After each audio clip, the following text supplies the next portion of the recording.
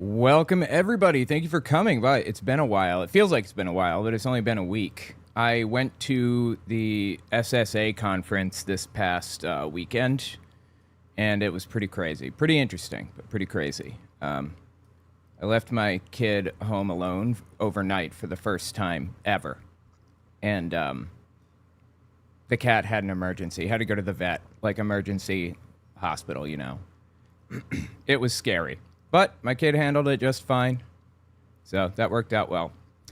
Anyway, let's talk about what we're going to hit tonight. As you can see on screen, this is Hitler. Hitler, obviously, all right, let me think about how to phrase this. Over the decades between 1919 and 1945, Hitler was very... he was in his rise to power and then took control of the government in 1933, and all the way to 1945 he held power when he checked out in his bunker, if you will. This is his last radio broadcast before checking out. It was 3 months before he checked out, I believe. I'm trying to use euphemisms here. Let's see. Yeah, this is 3 months before he checked out in his bunker. And I wanted to listen to the radio broadcast reconstructed with AI. It's pretty fascinating stuff. So let's give this a listen. And I'll break down the historical context behind it. And while we listen to this, we're going to play some... hang on 1 second. I just got to get it. Sorry. 1 second. Yeah, okay. We're going to play some Final Fantasy VII Rebirth. Should just be in the background. Won't bother you too much if you never played before. Actually, I'm going to make the game big because this is just a solid image. But not quite yet. All right, let's listen. Du meine Arbeit für richtig hältst, ob du glaubst, dass ich fleißig gewesen bin, dass ich gearbeitet habe, dass ich mich in diesen Jahren für dich eingesetzt habe. He's so angry. Like, my God, bro. Chill out. I actually have a longer video of this releasing on Sunday, but it's not this speech. The one that's releasing soon is another speech from 5 years earlier, I think 1939. I forget. Anyway, this is his last speech, so let's listen. German compatriots, National Socialists. 12 years ago, when, as the leader of the strongest party, I was entrusted by the deceased Reich President von Hindenburg with the office of Chancellor, Germany found herself faced with the same situation internally as the one that today faces it externally. All right, so he mentioned von Hindenburg and Chancellor and everything. If you guys don't know how the government operated at the time, before Hitler took over in 1933, there was a full-blown democracy between 1919, I think, the end of World War I, and 1933. Full-blown democracy. And it operated very much like the United States democracy does. There was a president that was elected, and the president chooses a chancellor. Kind of like how the president in the U.S. chooses a vice president, except in this case, the chancellor doesn't just kind of play second fiddle to the president. The chancellor, controls pretty much all of the political stuff. And the president, I guess he has some control over things, but he's really just there mostly as a figurehead. He can sign treaties, he can control the military, but all the political stuff is, handed over to the chancellor. So, von Hindenburg...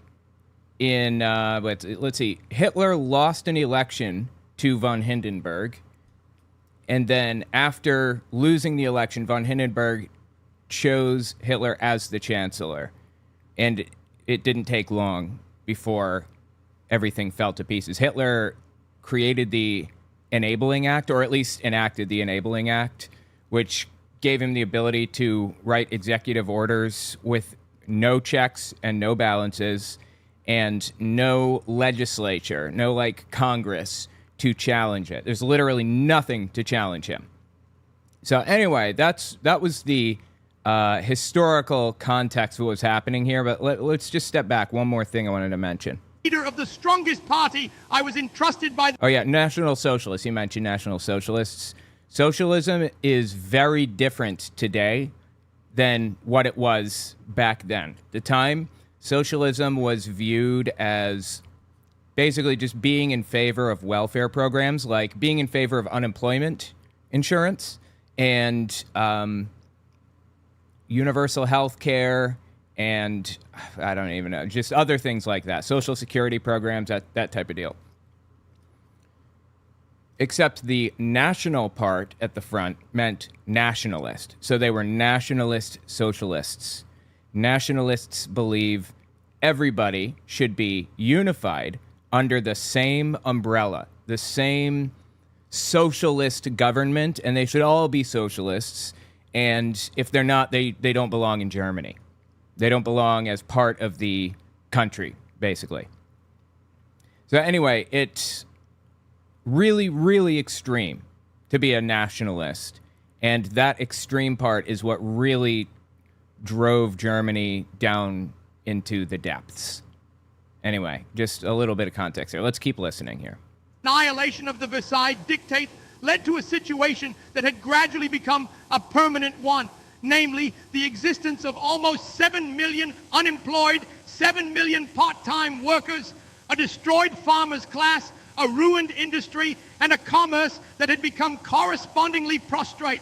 The German... The Treaty of Versailles that he mentioned a second ago, Germany was really aggressive in World War I. They lost the war, and they were forced to sign the Treaty of Versailles, which basically said they had to pay reparations. And they had the most extreme example of hyperinflation that the world has ever seen in human history, basically. It was very, very crazy.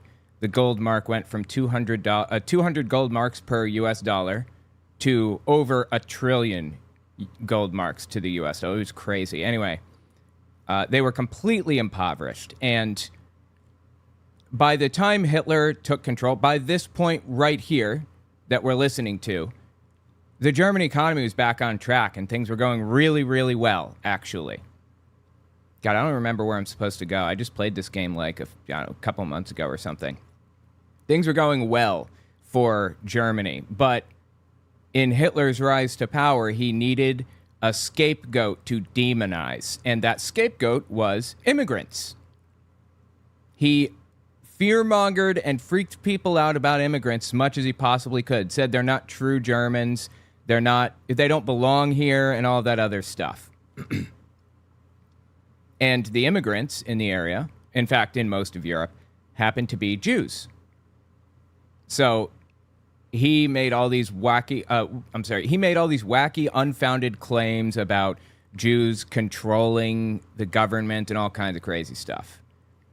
As I'm sure most people are probably aware, but I'm starting at 0 just in case somebody isn't. Anyway, let's keep listening here. 7 million part-time workers, a destroyed farmers' class, a ruined industry, and a commerce that had become correspondingly prostrate. The German ports were nothing but ship cemeteries. The financial situation of the country threatened at any moment to lead to a collapse, not only of the state, but also of the provinces and of the communities. Dude, I can't even believe that Germany didn't collapse. Like, seriously. That was crazy. That level of inflation, it was absolutely insane. Like, people were taking wheelbarrows down to the train station and filling the wheelbarrows up with just dollars, like $20 bills, basically, or the equivalent of it. Absolutely nuts. They finally managed to renegotiate the Treaty of Versailles to start repayment 5 years later, and that is how they kind of started to pull themselves out of it. The decisive thing, however, was this. Behind this methodical destruction of Germany's economy, there stood the specter of Asiatic Bolshevism. It was Bolshevism is communism. The Bolsheviks were was the party in Russia that eventually became the Communist Party, the Bolshevik Party. So when he says Bolsheviks, it means communist. He freaked people out about communism a bunch, too. There stood the specter of Asiatic Bolshevism. It was there then just as much as it is there today. In the years before our assumption of power, the bourgeois world was incapable of opposing this development effectively on a small scale, just as it is incapable of doing so today on a large scale.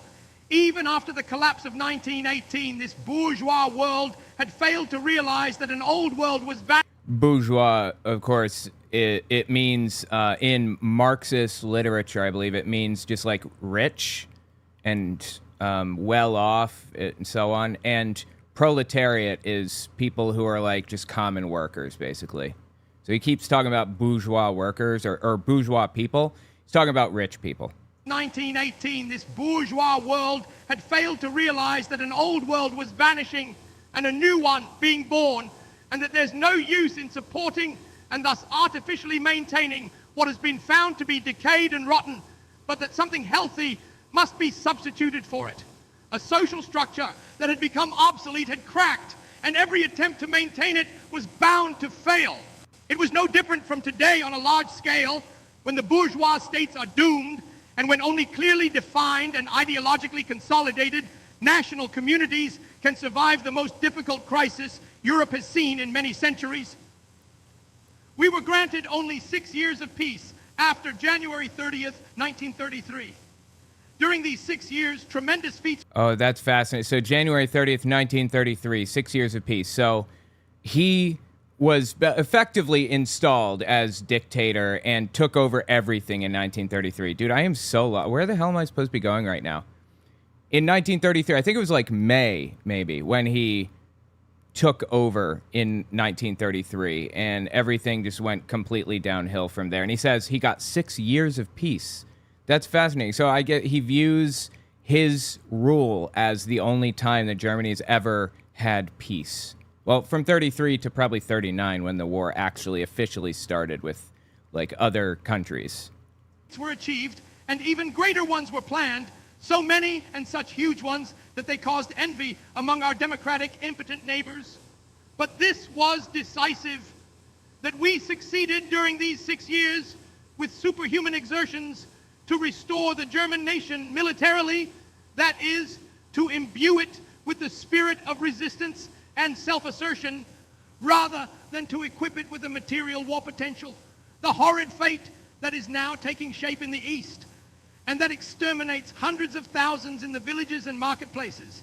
He's saying the horrible things happening in the East. I think he's talking about Russia or the USSR or whatever. I don't remember when the USSR formed, but it may have been Tsarist Russia at the time. I'm not sure. Anyway, he's talking about Russia and communism and stuff generally. In the country and in the cities will be warded off in the end and mastered by us with the utmost exertion and despite all setbacks and hard trials. But this was decisive, that we succeeded during these 6 years with superhuman exertions to restore the German nation militarily, that is, to imbue it with the spirit of resistance and self-assertion rather than to equip it with a material war potential.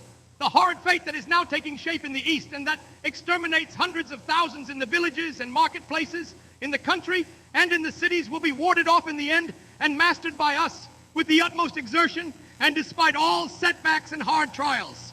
Dude, I feel like he just said absolutely nothing. None of that made any sense at all. That was like a completely pointless thing for him to like get out of his mouth. It's terrible.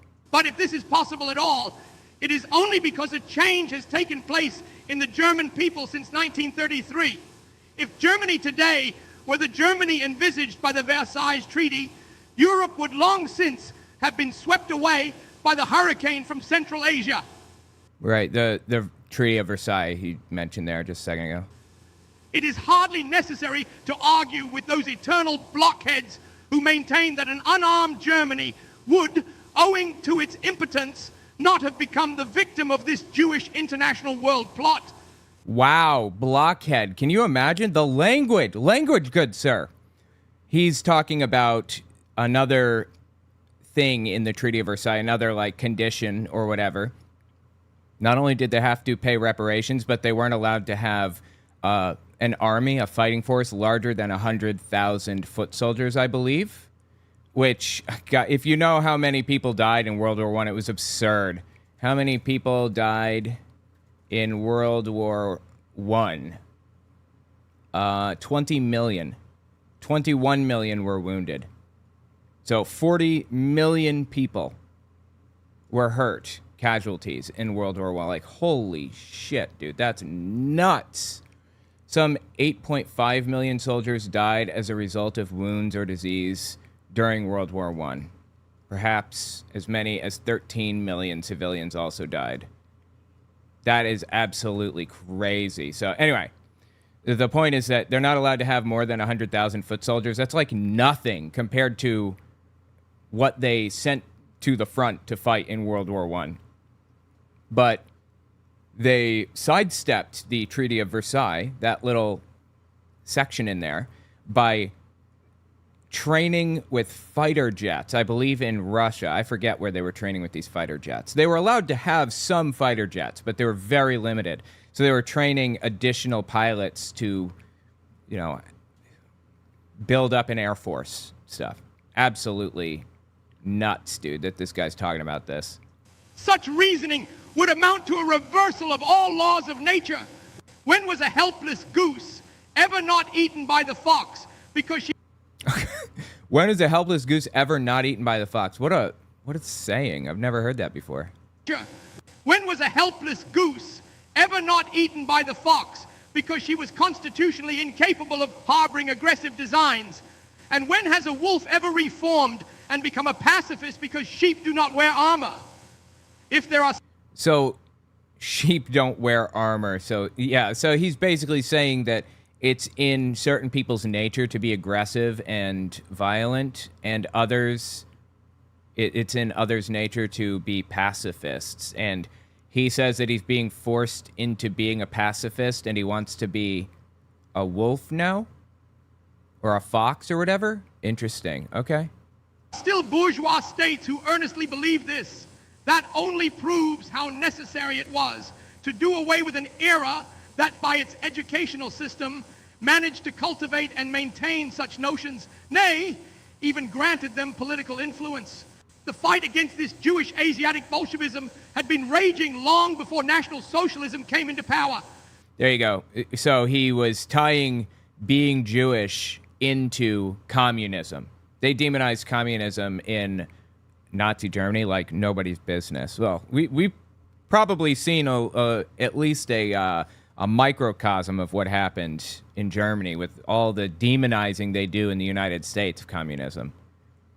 Anyway, I guess they were trying to like make people hate Jews even more by saying that like all Jews are communists or like they have a communist heart or whatever. The only reason why it had not already overrun Europe during the years 1919 to 20 was that it was then itself too weak and too poorly armed. So the Jewish communists in Europe were too weak and too poorly armed in Europe to force their beliefs, their communist beliefs on people. Wow, dude. Of course, that's complete nonsense. There were a bunch of nationalist Jews in Germany who were like die-hard Germans, believed it to their core, and even fought in the military. As a matter of fact, there was a propaganda campaign run against Jews in Germany leading up to World War II, where Hitler and some other people, you know, Nazis, extremists, they were looking for evidence that Jews like ran the world or whatever. And the evidence they were trying to find is that most Jews didn't fight in World War I. Almost none did. And the ones that did were only behind desks. But upon upon researching it, they discovered that actually Jews were disproportionately foot soldiers in World War I. So that little piece of propaganda didn't work out for them. Its attempt to eliminate Poland was not abandoned because of its compassion for the Poland of that time, but only because of the lost battle before Warsaw. Its intention to annihilate Hungary was not discarded because they changed their minds, but because Bolshevist power could not be maintained militarily. So he's talking about World War I. World War I was technically started when Franz Ferdinand was assassinated in Austria-Hungary, one country at the time, Austria-Hungary. And Austria-Hungary blamed the Serbians, for the attack and used it as a pretext to, like, invade Serbia and just, like, terribly persecute them. So I guess, like, what's Hitler saying here about Hungary? But because Bolshevist power could not be maintained militarily, nor... So they didn't take Hungary because Bolshevik power couldn't be maintained militarily. Interesting. I mean, Austria-Hungary was the aggressor. So I don't even know what he's talking about here. Really, I mean, there was terrible persecution happening against Serbs and others by Austria-Hungary. And Hitler was Austrian. He was from Austria-Hungary. He was not happy with, like, what was happening to his country. You know, he hated Serbs and hated all minority groups, obviously. And he used that as, like, the pretext to try to join the war, except the Austria-Hungary government would not accept him into the military because he was not physically fit enough. So he left and tried to join the war in Germany and was obviously successful in doing so. Funny enough, no one thought to check his citizenship. He didn't have citizenship. Anyway. Was the attempt to smash Germany given up because this achievement was not desired, but because it proved impossible to overcome the natural resistance stamina of our people. Thereupon, Judaism began systematically to undermine our nation from within, and it found its best ally in those narrow-minded bourgeoisie who would not recognize that the era of a bourgeois world is ended, and narrow-minded rich people is basically what he's saying here. Interesting. Bourgeoisie who would not recognize that the era of a bourgeois world is ended and will never again return, that the epoch of unbridled economic liberalism has outlived itself and can only lead to its self-destruction, and above all... Interesting. So economic liberalism has outlived itself and can only lead to its destruction. Of course, communism was kind of viewed as, like, the eventual end of left-wing economics, and that's what he's referring to. So we have a different idea of what, like, economic liberalism is today, but I think he's generally talking about communist economics. All that the great tasks of our time can be mastered only under an authoritarian coordination of natural strength based on the law of same rights for all and thence of same duties. On the other hand, the fulfillment of the same duties must necessarily entail an equality of rights. Thus, National Socialism, in the midst of gigantic economic, social, and cultural reconstruction work, has also educationally given to the German people that armor without which no military values can be created. The power of resistance of our nation has increased so tremendously since January 30th, 1933, that it cannot be compared anymore with that of former times. So the degree of resistance in the German people is so intense, there's no comparison to how intense the German spirit or whatever is, I guess, right, is what he's saying? Maintaining of this inner power of resistance is by the same token the safest guarantor of final victory. If Europe today finds itself stricken with a severe illness, the stricken countries will either overcome this illness by exerting their full and utmost power of resistance, or they will succumb.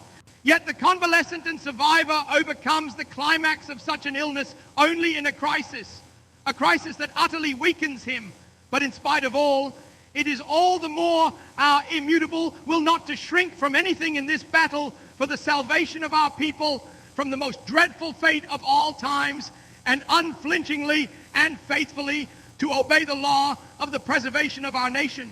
Dude, this guy has a way of saying absolutely nothing for 20 minutes straight. God the Almighty has made our nation. By defending its existence, we are defending his work.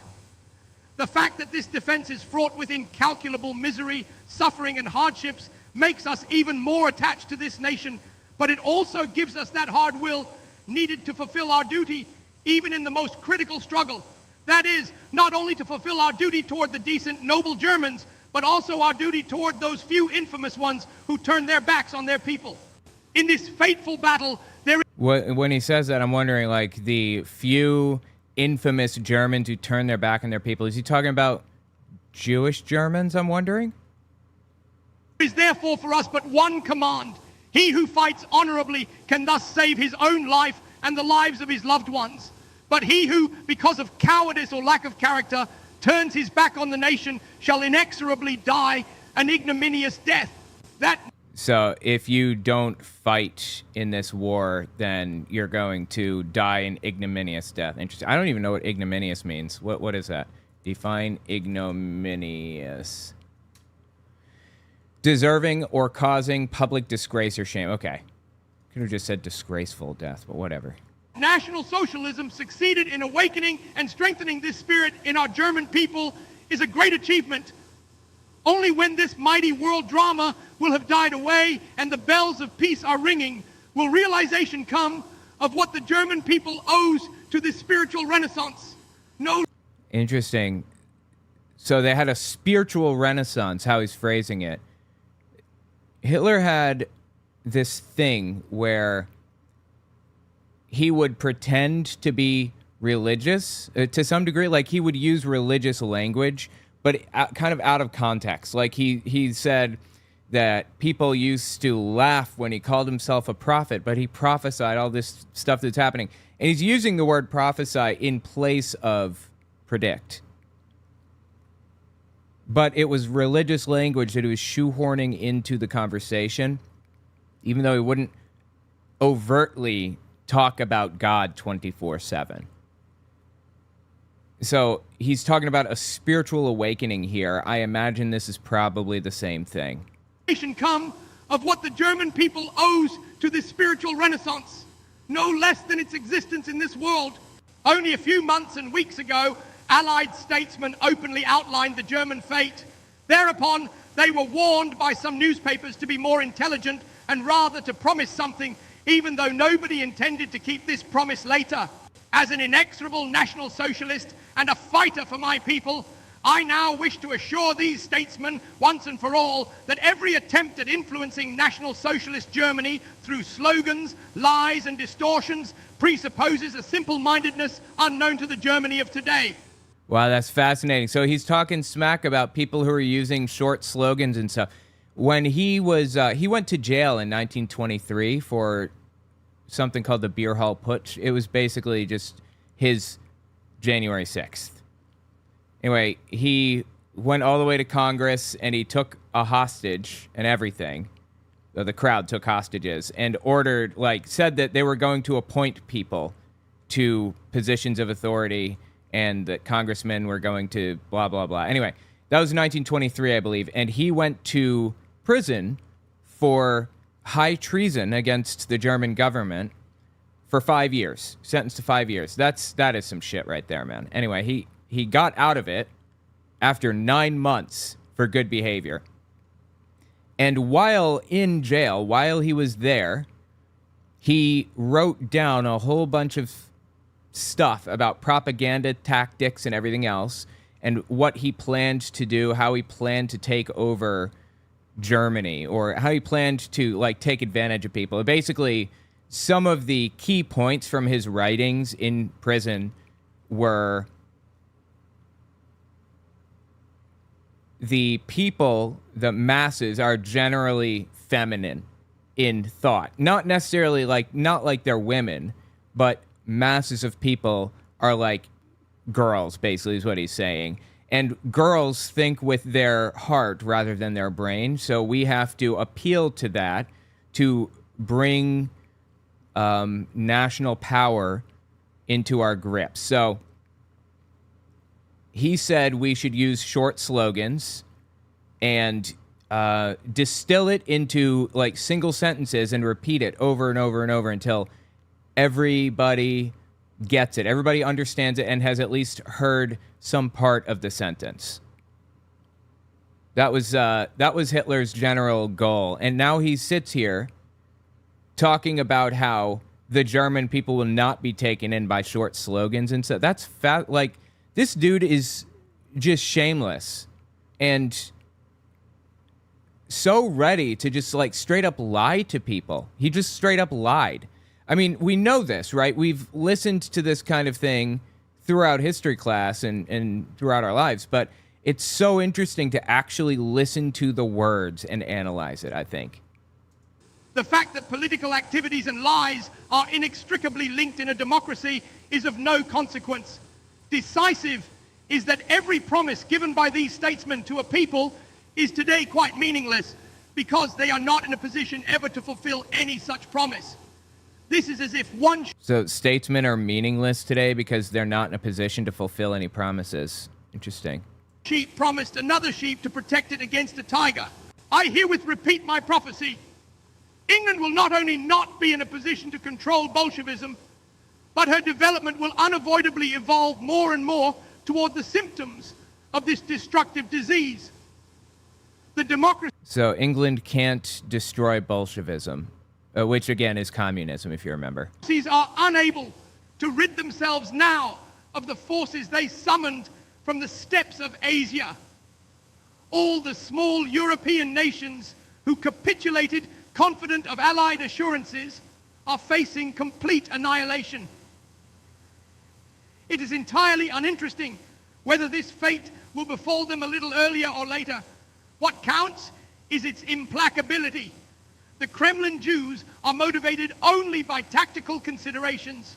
Whether in one case they act with immediate brutality or in another case with some reticence, the result will always be the same. Germany, however, shall never suffer this fate. The guarantor thereof is the victory achieved 12 years ago within our country. Whatever our 12 years ago was, let's see, this is 1945, so I'm trying to think. So this is 1933 when he took over. So he's referring to when he was in control, I guess, like officially, and the Weimar Republic came to an end. The democracy came to an end. Is the victory achieved 12 years ago within our country. Whatever our enemies may plot, whatever sufferings they may inflict on our German cities, on German landscapes, and above all, on our people, all that cannot bear any comparison with the irreparable misery, the tragedy that would befall us if the plutocratic Bolshevistic conspiracy were victorious. Wow, dude, this guy loves buzzwords. You guys ever notice that? This dude's obsessed with buzzwords. Bolsheviks, plutocratic, so on and so forth. That's like all he does is use buzzwords. Just like, for example, Donald Trump uses buzzwords nonstop. A communist, Marxist. Hey, let me find one. I got it right here. Yeah, here we go. Yeah, listen to this. This is from Donald Trump. This is November 12th, 2023. In honor of our great veterans on Veterans Day, pledge to you that we will root out the communists, Marxists, fascists, and the radical left thugs that live like vermin within the confines of our country. Literally an exact quote from Hitler. Like words off of his lips. Talks nonstop about communists or Bolsheviks and Marxists and that specific thing there about vermin. And the radical left thugs that live like vermin. That's a word that Hitler used, like nonstop. Dude is quoting Hitler right now. People just are not like catching on to this. This is wild to me. Therefore, it is all the more necessary on this 12th anniversary of the rise to power to strengthen the heart more than ever before and to steel ourselves in the holy determination to wield the sword no matter where and under what circumstances until final victory crowns our efforts. So we're going to use the sword and fight no matter what it takes. And if that means we die doing it, we die doing it, I guess, right? This day, I do not want to leave any doubt about something else. Against an entire hostile world, I once chose my road according to my inner call and strode it as an unknown and nameless man to final success. I chose my road and walked it to unknown success, okay? Often they... by the way, Elizabeth Culvert, thank you so much for the sticker. I appreciate it. And strode it as an unknown and nameless man to final success. Often they reported I was dead, and always they wished I were. But in the end, I remained victor in spite of all. My life today... This is, I believe, is probably another example of him using like religious tones and religious language that kind of paint him as like a savior, as somebody who comes in and fixes everything and all of that stuff. He's saying like people reported him dead, but he wasn't dead. He came back or whatever. That's interesting. Is with an equal exclusiveness determined by the duties incumbent on me. Combined, they are but one, to work for my people and to fight for it. Only he can relieve me of this duty who called me to it. It was in... There you go, another example. Only he who called me to this duty can relieve me from it, is what he said, basically, right? That's really interesting. Like, another example of him kind of implying God, but not outright saying God.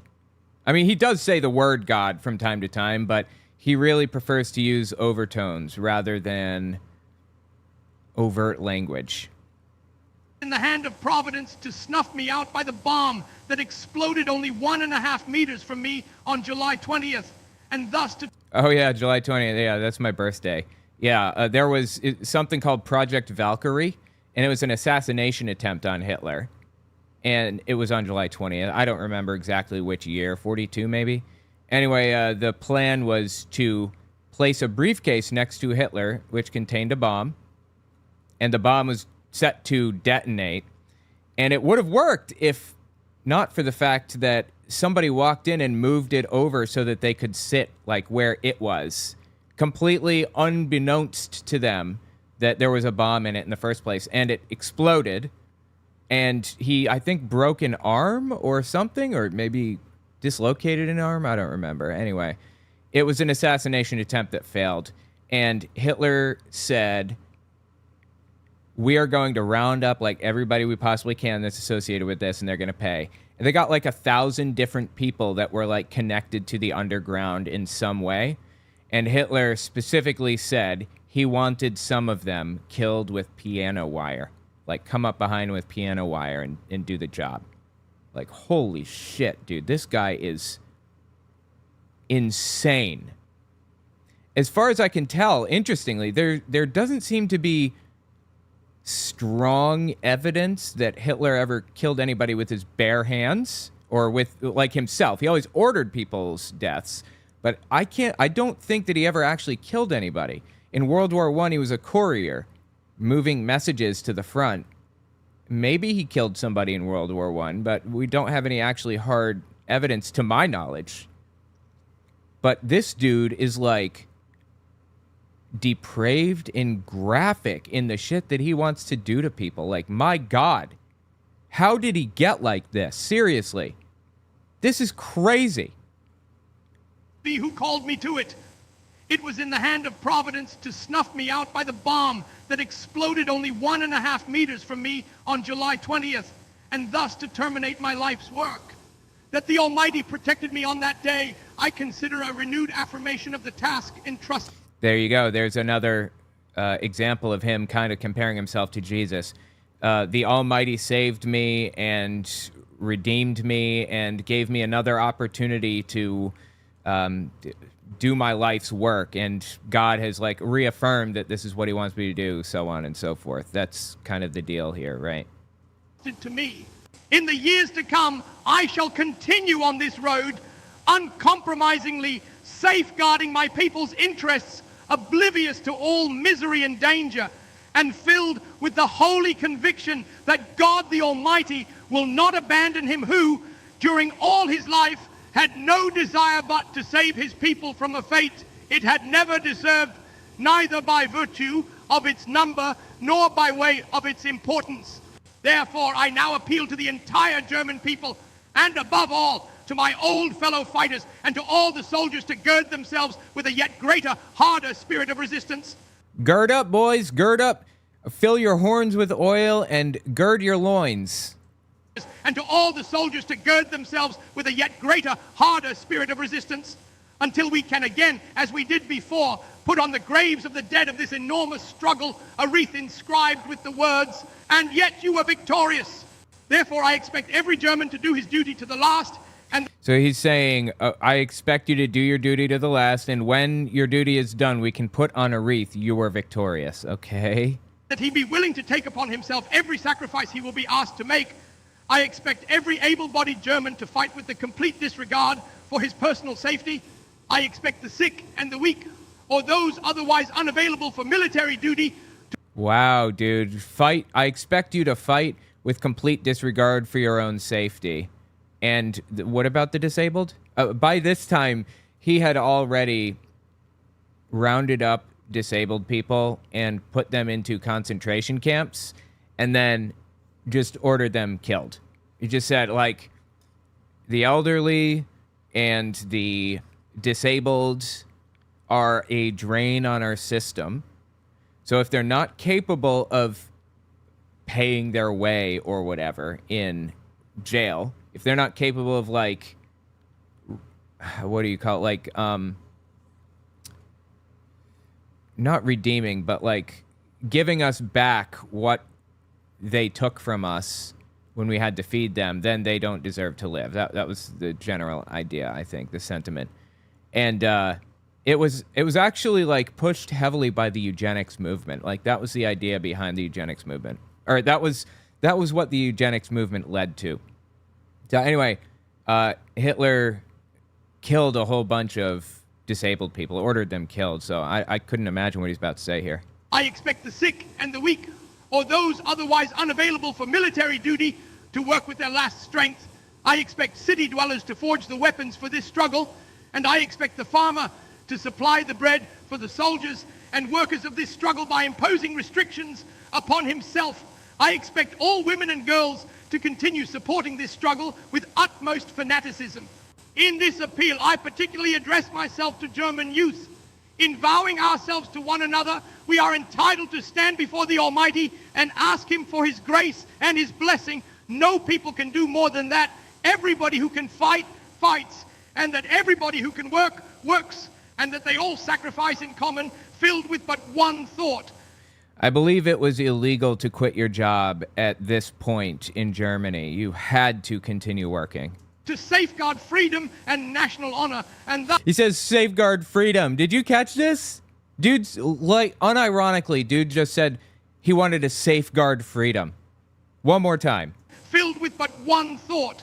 To safeguard freedom and national honor. And thus, the future of life. However grave the crime. Oh my, are you serious with this? Hitler literally just said in his last broadcast, we're fighting for freedom. And what was that? Freedom and national honor, and thus the future of life. The future of life. He's fighting for the future of life. This dude was such a joke. You know that Hitler met Mussolini. Mussolini was the Italian dictator, the creator of fascism, the fascist party or whatever. And Mussolini rose to power before Hitler slightly. And Hitler, like, revered Mussolini like nobody's business. It was crazy. Anyway, Hitler he wrote letters to Mussolini about, like, love letters, effectively. You know, I assume of the type that, like, Kim Jong-un wrote to Donald Trump or whatever, you know, the way that Trump says it. So Hitler wrote love letters to Mussolini, and Mussolini just, like, ignored them. When Germany finally rose to power and Hitler went to meet him, Mussolini said that he's a silly little clown of a man, basically. That is so funny to me. Was it because Mussolini genuinely saw Hitler as just a little clown of a man? That's possible. Or was it that he's, like, intimidated by him because his manliness was not, like, secure enough? That one's possible, too. Maybe a little both. Maybe a little of both. However grave the crisis may be at the moment, it will, despite everything, finally be mastered by our unalterable will, by our readiness for sacrifice, and by our abilities. We shall overcome this calamity too, and this... We'll overcome the calamity that I created. Seriously. So it doesn't matter how grim it looks. We will overcome and we will succeed. just keep pushing forward. Fight too will not be won by Central Asia, but by Europe. And at its head will be the nation that has represented Europe against the East for 1,500 years and shall represent it for all time. Our greater German Reich, the German nation. I would like to take a moment to... Oh, that was the end. Okay, thank you so much for that interesting thing, Time Unveiled. Anyway, that's fascinating, right? I'm just so fascinated by this. Because it's, like, I can find so many parallels. Like, not to say that we're in Nazi Germany or something. We're not, by any stretch of the imagination. But finding parallels in today's society is really interesting and concerning. And I find it valuable, if for no other reason than to simply identify the parallels and find the things that are, like, really, really bad, like, obviously bad, like, we should not be doing this. I find it so useful to listen to this simply for that, if nothing else. Happy Pride Month, everyone. I'm slowly learning to embrace my pansexual identity and is eventually dressing up despite homophobic parents. Wow. That sounds rough. Oh, thank you, Angel Orr and more, for the message. Not an easy path you have to walk there, but you got people who care. Me and everybody in the chat, I imagine, right? So just stick it out, do your best, and don't worry about the rest, as I say. That's like my big catchphrase. Anyway, it's really interesting.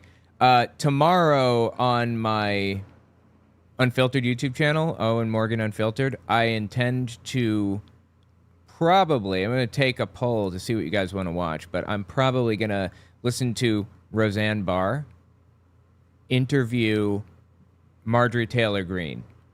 It was about as unhinged as you could expect it to be. Wait, where is it? No, that's not it. Here, They know it anyway. Yeah, here we go.